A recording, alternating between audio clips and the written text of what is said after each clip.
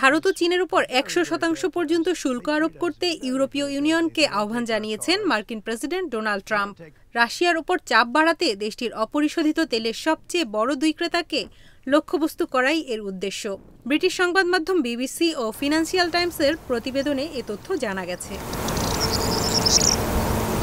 স্থানীয় সময় গতকাল মঙ্গলবার ওয়াশিংটনে মার্কিন ও ইউরোপীয় কর্মকর্তাদের বৈঠকে ফোনে যোগ দিয়ে ট্রাম্প এই আহ্বান জানান। বৈঠকে ইউক্রেন যুদ্ধে রাশিয়ার অর্থায়ন বন্ধ করার উপায় খুঁজতে আলোচনা হয়।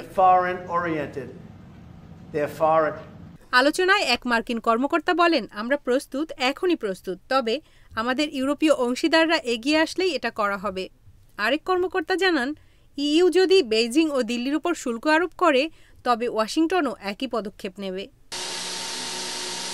নতুন করে শুল্ক আরোপ করলে ভারত ও চীনের পণ্যে মার্কিন শুল্ক কয়েক গুণ বেড়ে যেতে পারে। বর্তমানে ভারতীয় পণ্যে 50% শুল্ক আর চীনা পণ্যে 30% শুল্ক রয়েছে।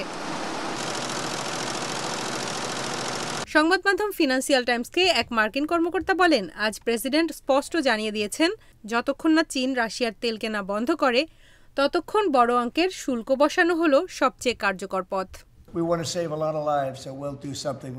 এর আগে গত রোববার ইউক্রেনে ব্যাপক বিমান হামলার পর ট্রাম্প রাশিয়ার উপর নতুন নিষেধাজ্ঞার হুমকি দেন।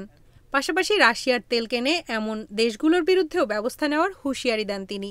তবে এখন পর্যন্ত ভারতের উপরই কেবল শাস্তিমূলক এমন শুল্ক আরোপ করা হয়েছে।